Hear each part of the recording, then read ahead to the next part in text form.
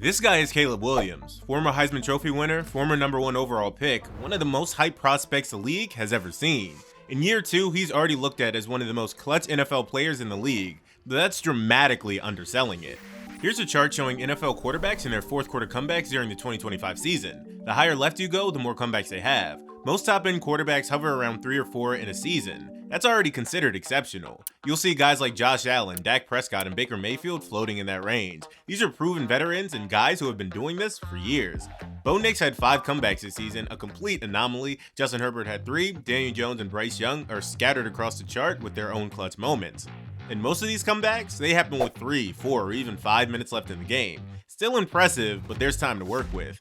But look at Caleb Williams.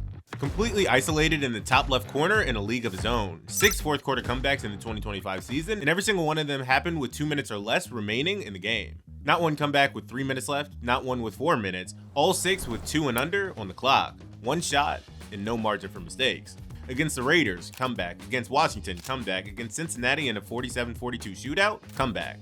Against the Giants, a comeback. Against Minnesota, a comeback. Against the Packers in week 15, overtime, you guessed it, another comeback. By the end of the season, it almost felt routine. Oh, the Bears are down with 2 minutes? Yeah, Caleb has got this. That's not normal for a second-year QB. That's not normal really for anybody. But here's where it gets even crazier. The chart only shows the regular season. In his first ever playoff game, wildcard weekend against Green Bay again, the Bears were down 27-21 late in the fourth. Chicago's win probability dropped to 9%. And Caleb did it again. His 7th comeback when you include the playoffs, he hit DJ Moore for the game-winning touchdown with 1:43 left in the game. Final score 31-27. He threw for 361 yards, which is the most in a playoff debut since Matthew Stafford in 2011. 7 fourth quarter comebacks in 2025, all with less than 2 minutes remaining. That's not just clutch, that's a phenomenon we've never seen before in the NFL. To say Drake Maye has been good this season is an understatement. Another second-year QB has exceeded all expectations, leading New England to a 14-3 record and their first AFC title since 2019. But when you actually plot his efficiency numbers on a chart, you realize just how historic his 2025 season really was. Towards the bottom, you'll find some solid QBs having decent years. Aaron Rodgers sits at 94.8, Baker Mayfield at 90.6, Caleb at 90.1, all respectable numbers for starting QBs. Work your way up and you'll start to see some more elite players this season, and Daniel Jones at 100, Jordan Love at 101.2, Josh Allen at 102.2, and Lamar Jackson at 103.8. All MVP caliber efficiency numbers. Then you have the upper tier with Jared Goff at 105.5 and Matthew Stafford almost leading the league at 109.2 while earning first team All-Pro honors. But completely separating himself from the pack is Drake Maye, a 113.5 passer rating, the highest in the NFL. He also led the NFL in completion percentage at 72%, yards per attempt at 8.9, EPA per play, and QBR at 77.2. A 23-year-old in his second season led the league in virtually every efficiency metric. He's the first Patriots quarterback to ever hit 70% for an entire season, and his 8.9 yards per attempt broke Tom Brady's franchise record of 8.6 from 2011. Drake Maye threw 31 touchdowns with just 8 interceptions, and he did all of this while leading the Patriots to 14 wins. This wasn't just a good season, this was historically efficient.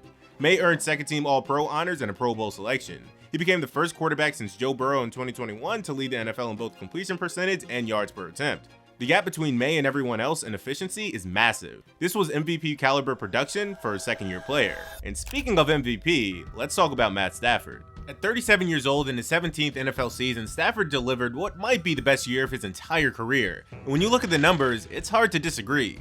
This chart shows NFL quarterbacks and their passing touchdowns during the 2025 season. The further up you go, the more touchdowns they threw. Towards the middle, you'll find elite quarterbacks having excellent seasons. Dak Prescott threw 30 touchdowns with over 4,500 yards. Sam Darnold, Trevor Lawrence, Caleb Williams, all floating around that 25 to 35 touchdown range with solid yardage. Then you have the upper level. Drake Maye is starting to pull away with 31 touchdowns with over 4,300 yards and an incredible second-year season that earned him second-team All-Pro. But far away in the top left corner is Matthew Stafford. 46 passing touchdowns, over 4,700 yards, the only quarterback in the NFL to crack over 40 passing TDs this season. Let that sink in. Jared Goff, who had a Pro Bowl caliber season, finished with 34 touchdowns, and that was second. That's a 12 touchdown gap. The difference between Stafford and the second place quarterback is larger than the difference between second place and guys who didn't even make this chart. Stafford led the league in passing yards by nearly 150 yards. He averaged 277 passing yards per game, the highest in the NFL. And he did this all while throwing just 8 interceptions this entire season. This wasn't just a good year for Stafford, this was historic. He He earned his first ever first team All-Pro selection, he made the Pro Bowl for the third time in his career, and he's now the front runner for MVP. The Los Angeles Rams just went 12-5 and averaged a league-high 30.5 points per game, and Stafford was the engine behind all of it. The addition of Davante Adams gave him another elite weapon, and Puka Nacua had a monster season with 129 receptions and 1,715 yards playing alongside Davante. Matthew Stafford didn't just have a great season, he had a season we may never see again. Now let's talk about Jackson Smith-Njigba.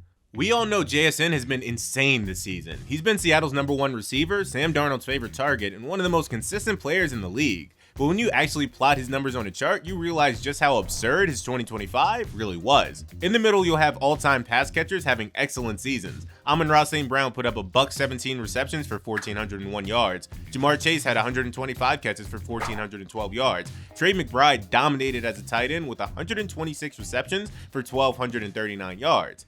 Then you have Puka Nacua, who we previously mentioned, in the top left corner with 129 receptions for 1,715 yards, a monster season that earned him first team All-Pro honors. But just above everyone else is Jackson Smith-Njigba. 119 receptions, 1,793 receiving yards, the only receiver to crack 1,750 this season. That's the 8th most receiving yards in a single season in NFL history, all time behind Calvin Johnson, Cooper Kupp, Julio Jones, Jerry Rice, Antonio Brown, Justin Jefferson, and Tyreek Hill. JSN completely shattered Seattle's franchise record of 1,303 receiving yards, and here's what makes this even more insane. He did it on less than 170 targets. The next best receiver to put up numbers like that with such a modest target share was 2011 Calvin Johnson with 1,681 yards. JSN earned first team All-Pro honors, he made the Pro Bowl, and he did it all in his third NFL season at 23 years old. He didn't just have a great season, he's having one of the greatest receiving seasons in NFL history. An Offensive Player of the Year caliber breakout campaign for Seattle's brightest young gem. And this guy isn't young anymore, but he came back in a way I didn't think was possible again. Suffering injury after injury, I thought Christian McCaffrey was done, but he's been the workhorse for the 49ers this season. He's been their entire offense, carrying the load week after week. With all the injuries they've had and the disappearance of Brandon Ayuk, they really needed him, and he delivered. Here's a chart showing NFL running backs and their total touches for the 2025 season.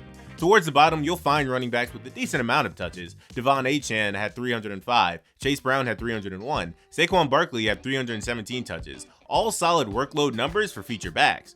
Work your way up and you'll see guys like Derrick Henry, who somehow at his age managed 322 touches. James Cook, who's a leading rusher this season, had 342 touches. Bijan Robinson had 366, and Jonathan Taylor is the next closest with 369. And then all the way at the top, we have Christian McCaffrey. 413 touches, the most in the NFL by a significant margin. That's 44 more touches than the next best running back. CMC averaged 24.3 touches per game, the highest in the league. He rushed for 1,202 yards and 10 touchdowns while adding 102 receptions for 924 yards and 7 receiving scores. And he did it all while 49ers dealt with injuries across their entire roster. He's the main reason why they just beat the Eagles, having over 100 total yards in that game as well. CMC earned first team All-Pro honors again. He made his 4th Pro Bowl, and at 29 years old, he's still the most dominant dual threat back in football. This is absolutely absurd, and a chart like this really displays just how absurd he really was. You know, for all the excuses the Bills get, they actually have a pretty good passing defense, keeping teams in check and helping the team secure a 12-5 record. But when you actually plot their defensive numbers on a chart, you realize just how dominant their passing game was. You'll find teams like the Seahawks allowing 193.9, the Patriots giving up 193.5, and the Eagles allowing about a 190 per game. Then you get to more elite defenses. The Texans allowed 183.5, the Chargers allowed 180, and the Saints held teams surprisingly to 179 passing yards per game. You have the Browns, and then you have another leap, and then you have the Vikings at 158.5 yards per game. They're completely isolated at the bottom in a league of their own are the Buffalo Bills. 156.9 passing yards allowed per game, the best pass defense in the entire NFL. The Bills held opposing quarterbacks to just 2,668 passing yards all season, the fewest in the league. They recorded 13 interceptions, had 36 sacks, and allowed only 19 passing TDs. Their pass defense was absolutely suffocating. This wasn't just good, it was elite. And the Bills rode that defense along with James Cook all the way to the playoffs. The Broncos have been pretty good at getting to the quarterback this season, to say the least. They've been disruptive, pressuring opposing QBs and helping Denver secure a 14-3 record and the #1 overall seed in the AFC. Towards the bottom of this chart, you'll find teams hovering around 45 to 50 sacks. The Chargers had 45, the Seahawks recorded 47, and so did the Rams. The Steelers were somehow able to put up 48. Once you start working your way up, you'll see some elite units. The Lions had 49. The Vikings also had that number. The Browns put up 53 sacks while having 23 come from one man. The Falcons had 57, all top-tier pass rushing defenses. But then there's a massive leap. Completely isolated at the top, you have the Denver Broncos. 68 sacks, the most in the NFL by a significant margin. That's 11 more sacks than the second place Falcons. 11. The Broncos led the league in sacks, pressures, QB hits, and QB knockdowns. They were absolutely relentless. Nick Bonito led the team with 14 sacks, Jonathan Cooper added 8, Zach Allen had 7, and the Broncos defensive line was a wrecking crew all season long. It earned Zach Allen a first-team All-Pro selection. The gap between Denver and everyone else is crazy. They weren't just the best pass rush in the league, they were in a completely different stratosphere. And that dominant defense is a huge reason why the Broncos earned the #1 seed in the AFC. Now, full disclosure, I'm doing this section before the Texans and Steelers game on Monday night, but I feel like the Texans are going to win this one. And if I'm wrong, you'll never see this section anyway. But the Texans have had an elite defense for multiple years now, and that didn't change this season. At the top of this chart, you'll find teams like the Saints allowing 5,100 yards this season. The Chiefs gave up roughly 5,050 yards as well. The Seahawks allowed 5,000, and the Bills held teams to around 4,900. Work your way down and you'll see some high caliber units. The Chargers allowed 4,850 yards. The Browns gave up 4,800 yards. Then you get down even further, you have the Broncos sitting at 4,750. But all the way at the bottom are the Houston Texans. 4,713 yards allowed, the best total defense in the entire NFL. The Texans allowed just 277 yards per game, the lowest in the league. They gave up only 17.4 points per game, second best in the NFL, and their defense was suffocating on every level. And here's what makes it even more impressive. The Texans did this with a simple, execution-based scheme. DeMeco Ryans and defensive coordinator Matt Burke ranked 32nd in blitz rate and simulated pressure rate. They didn't need exotic schemes or disguises, they just lined up and dominated. Will Anderson Jr. had 12 sacks and earned first-team All-Pro honors. Danielle Hunter added 15 sacks and a second-team All-Pro nod. Derek Stingley Jr. locked down receivers and made the Pro Bowl along with another first-team All-Pro selection. The entire unit was elite. They aren't just one of the best defenses in the league, they're arguably one of the best we've ever seen.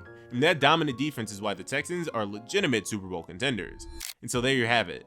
The 8 charts that will change the way you see these remaining playoff teams. Thanks for watching, and subscribe if you're new.